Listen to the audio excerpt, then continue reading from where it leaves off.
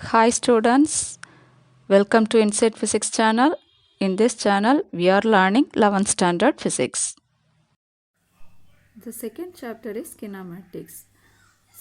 Kinematics is the study of motion of objects. When we look around us, we can see objects move, isn't it? So people may walk here and there, or kids playing. So even the earth is moving around the sun. If we consider an atom, electrons revolve around the nucleus, isn't it? So motion is found at all levels from macroscopic level to macroscopic or galactic level. In short, the entire universe is governed by various types of motion. Kinematics is the branch of mechanics which deals with the motion of objects without taking force into account. The Greek word kinema means motion.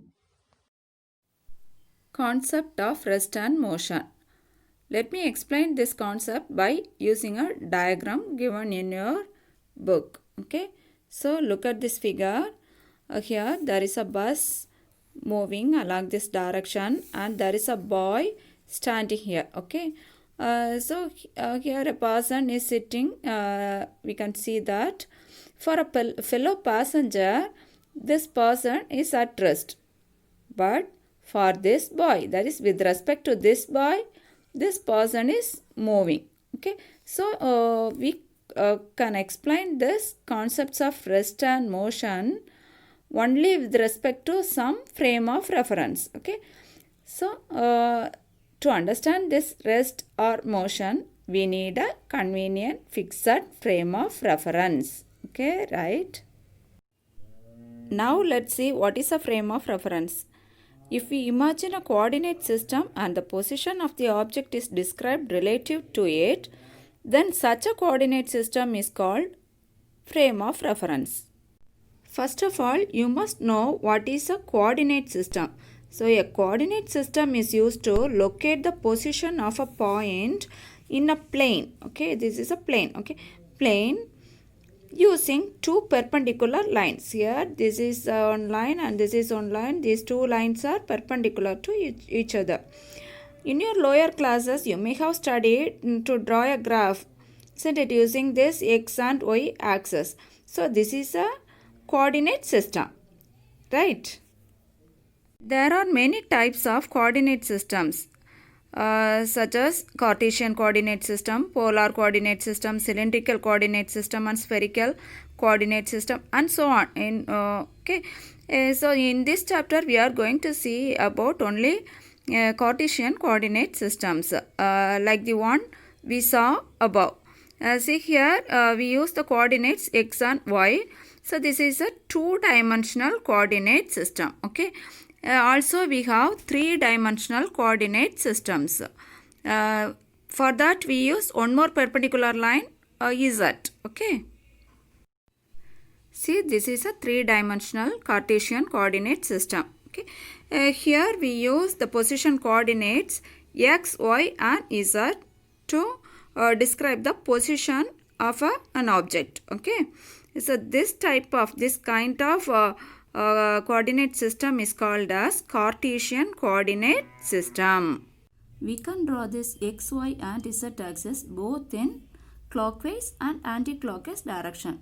If we draw in anti-clockwise direction, it is called right-handed. Just like this, x, y, z. X, y, z is the anti-clockwise direction. Okay, it is called right-handed Cartesian coordinate system. If it is in clockwise direction, then we can call it as left-handed Cartesian coordinate system. Okay. In this figure, you are seeing the right-handed coordinate system. To find out the direction of the z, we can use the right-handed thumb rule that is given here. That is, place your fingers in the direction of positive x-axis and then rotate them towards the direction of y-axis. Then your thumb will point in the direction of the z-axis. Okay. So from this rule we can find out the direction of the z-axis. Next we are going to see what is a point mass. To explain the motion of an object which has finite mass, the concept of point mass is required and it is very useful. That is, இப்போ வந்து ஒரு பெரிய object இருக்குது அப்படின்னு வச்சுக்கோங்க. Just like this. இப்போ இந்த car இருக்கு இல்லையா, ஸோ இந்த காரோட மோஷன் எப்படி மூவ் பண்ணுது அப்படிங்கிறத நாம் படிக்கணும் அப்படின்னா அது அப்படியே நாம் வந்து ஃபிசிக்ஸில் எடுத்துக்க முடியாது. So we can consider this car as a point object, point mass. ஓகேவா? ஸோ அந்த பாயிண்ட் மாஸ் அப்படிங்கிறது எப்படி சொல்லுவோம் அப்படின்னா the mass of this whole object is concentrated at one point. ஓகேவா? let us take as such. Okay, so அப்படி நாம் எடுத்துக்கிறோம். இந்த காரோட கம்ப்ளீட் மாஸும் ஏதாவது ஒரு பாயிண்டில் கான்சன்ட்ரேட் பண்ணி இருக்கிற மாதிரி நாம் அஷ்யூம் பண்ணிக்கலாம். ஓகேவா? ஸோ அப்போ இந்த காரை வந்து ஒரு பாயிண்ட் மாஸாக கன்சிடர் பண்ணி அதோட மூவிங், அதோட வெலாசிட்டி, இது எல்லாமே நாம் வந்து ஸ்டடி பண்ணிக்கலாம். ஓகேவா? So a point mass has no internal structure like shape and size. ஏன்னா அந்த காரில் என்ன பார்த்தோம், காருக்கு டைமென்ஷன்ஸ் இருக்கும். ஆக்சுவலாக லெங்த் இருக்கும், விட்த் இருக்கும், ஸோ ஹைட் இருக்குது. So but we consider it as a point mass. ஓகேவா? அப்போ அதுக்கு வந்து என்ன இல்லை, இப்போ ஷேப்பு, சைஸ் இதெல்லாம் நம்ம எடுத்துக்க தேவை கிடையாது. Okay, also a point mass has finite mass with zero dimension. So dimension கிடையாது, but it has a mass, finite mass இருக்கும். அந்த மாஸை கம்ப்ளீட்டாக எடுத்துக்கிறோம், பட் டைமென்ஷன்ஸை நாம் எங்கே கன்சிடர் பண்ணுறதில்ல. ஓகேவா? For example, to analyse the motion of the earth with respect to the sun, earth can be treated as a point mass. So motion of the எர்த்தை வந்து ஸ்டடி பண்ணும்போது எர்த்தை எப்படி எடுத்துக்கிறோம், ஒரு பாயிண்ட் மாஸாக கன்சிடர் பண்ணிக்கிறோம். Because the distance between this earth and the sun is very large. ஓகேவா? Also next example given in your book is, if you throw an irregular object like a small stone in the air, to analyze its motion it is simpler to consider the stone as a point mass. Okay, so அப்போ இந்த ஆப்ஜெக்டை வந்து ஏரில் நம்ம எரியும் போது, ஒரு ஸ்டோனை வந்து தூக்கி எரியும் போது அதோட மோஷனை வந்து ஸ்டடி பண்ணணும் அப்படின்னு வச்சுக்கோமே. ஸோ அப்போ அந்த ஸ்டோன் வந்து நம்ம எரியும் போது எவ்வளோ தூரம் போகும், ரொம்ப லாங் டிஸ்டன்ஸ் போகும். பட் அதோட சைஸ் வந்து ஸ்டோன், குட்டி ஸ்டோன் எடுத்துக்கிறோன்னு வச்சுக்கோ, குட்டியாக இருக்கும். ஸோ அப்போ அந்த டிஸ்டன்ஸை கம்பேர் பண்ணும்போது அந்த சைஸ் வந்து ரொம்ப ரொம்ப ஸ்மால். ஓகே, ஸோ அப்போ அந்த ஸ்டோன் வந்து இங்கே ஒரு பாயிண்ட் மாஸாக நாம் கன்சிடர் பண்ணி ஃபர்தராக ப்ரொசீட் பண்ணலாம். ஓகேவா? ஸோ நெக்ஸ்ட் என்ன பார்க்க போகிறோம் அப்படின்னா டைப்ஸ் ஆஃப் மோஷன். ஸோ நிறைய டைப்ஸ் ஆஃப் மோஷன் இருக்குது. There are many types of motion. The first one is linear motion. that is an object is said to be in linear motion if it moves in a straight line. So straight லைனில் move பண்ணுற ஒரு object, அதுதான் வந்து linear motion அப்படின்னு சொல்கிறோம். ஓகேவா? So சைக்கிள்லே போகிறீங்க, ஸ்ட்ரெயிட்டாக போயிட்டுருக்கீங்க அப்படின்னா அது linear. Let's see the example given in your book. There is an athlete running on a straight track or a particle falling vertically downwards the earth. அப்படியே டைரெக்டாக மேலேருந்து ஒரு ஆப்பிளோ இல்லை ஒரு ஃப்ரூட்டு மரத்துலேருந்து கீழே விழுது அப்படின்னு வச்சுக்கோமே, அது எல்லாமே வந்து லீனியர் மோஷன் தான். ஓகேவா? Next one is circular motion. Circular மோஷன்னா எப்படி இருக்கணும், அந்த பாத் எப்படி இருக்கணும், சர்க்குலர் பாத்தாக இருக்கணும், அவ்வளோதான். So it is a motion described by an object traversing a circular path. Example, the whirling motion of a stone attached to a string. So இந்த diagram பாருங்கள், இந்த பாய் வந்து அந்த ஸ்டோனை வந்து சுற்றி விடுறான் பாரு. ஸோ அப்போ அதை வேர்ல்ட் பண்ணும்போது the stone makes a circular path. ஓகேவா? This is circular motion. This is an example for circular motion. The next example given in your book is the motion of a satellite around the earth. See here, this is earth. Around the earth a satellite is moving round. This is also an example for circular motion. The next one is rotational motion. So rotational motion அப்படின்னா just அதுக்கு ஒரு axis இருக்கணும், ஒரு ஆக்சிஸை வச்சு அது rotate பண்ணுது அப்படின்னா அது வந்து rotational motion. So if any object moves in a rotational motion about an axis its motion is called rotation. Okay, அதாவது இந்த பம்பரம்லாம் இருக்கு இல்லையா, பம்பரம்லாம் சுற்றி விளையாடி இருப்பீங்க இல்லையா, பம்பரத்தில் வந்து சென்டரில் வந்து என்ன இருக்கும், ஒரு ஆணி வச்சுருப்பாங்க அப்படி தானே. ஸோ அப்போ அதுதான் வந்து ஆக்சஸ் அப்படின்னு சொல்லலாம். ஓகே, ஸோ அதை வச்சு தான் அது சுற்றும். அப்போ அதை ரொட்டேட் பண்ணும்போது அதை சுற்றி இருக்கிற எல்லா பார்ட்டிகிள்ஸுமே என்ன பண்ணோம் அப்படின்னா சர்க்குலர் மோஷன்லே தான், ரொட்டேஷ்னல் மோஷன்லே தான் இருக்கும். ஓகேவா?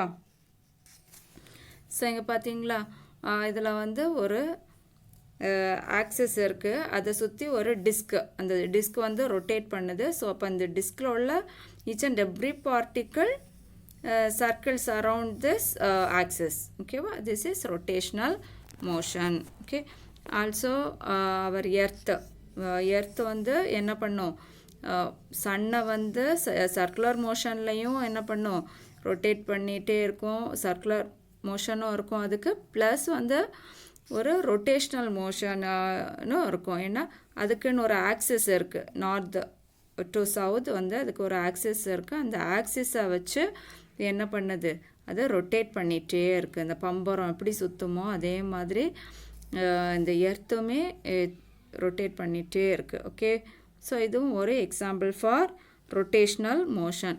த next one is vibratory motion. Okay, so vibratory மோஷன்னா எங்கே பார்த்துருப்பீங்க நீங்கள், இந்த கிட்டார்லாம் பார்த்துருக்கீங்களா, ஸ்ட்ரிங்ஸ் இருக்கும், அதை லைட்டாக தட்டி விட்டிங்கன்னா வைப்ரேட் ஆகும். நோட் பண்ணியிருக்கீங்களா?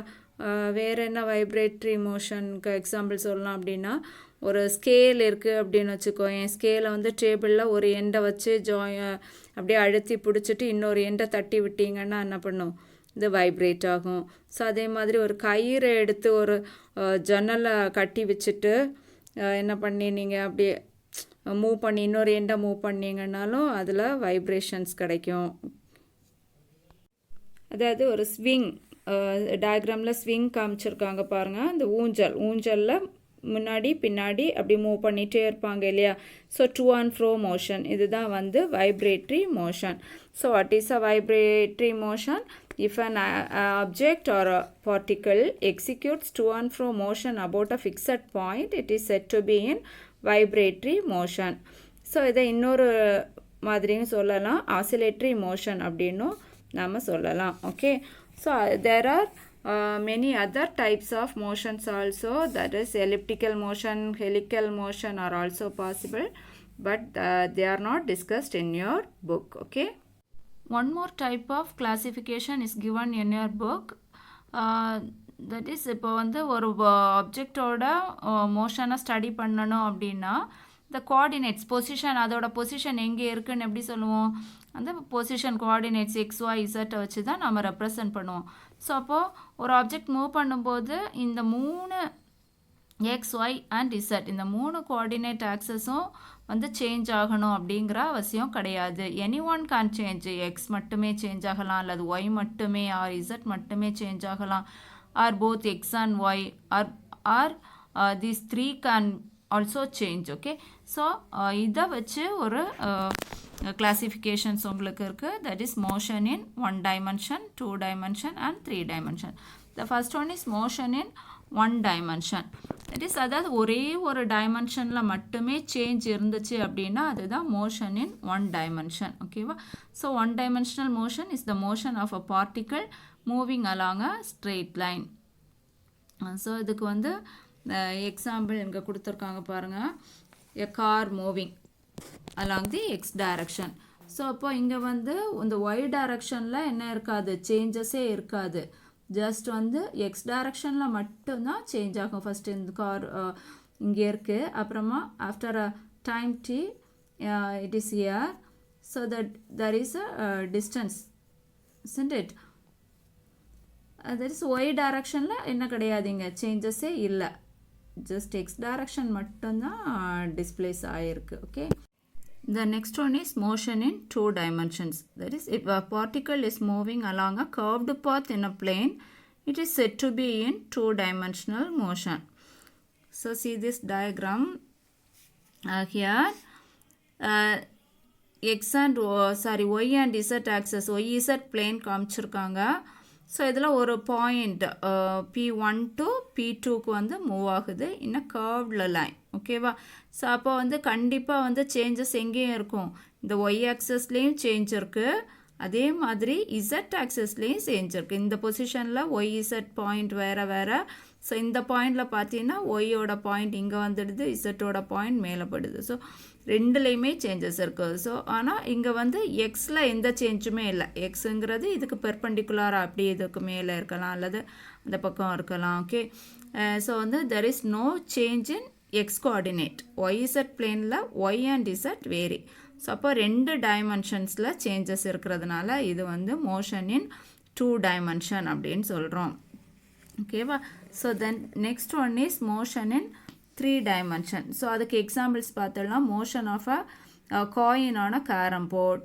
ஓகேவா, கேரம் போர்டில் விளையாடிருப்பீங்க இல்லையா. ஸோ காயின் மூவ் பண்ணுறது. ஓகே, ஸோ அதே மாதிரி an insect crawling over the floor of a room, ஒரு எறும்போ அல்லது ஒரு எனி இன்செக்ட் மூவ் ஆகிறது. Okay, so then motion in 3 dimension.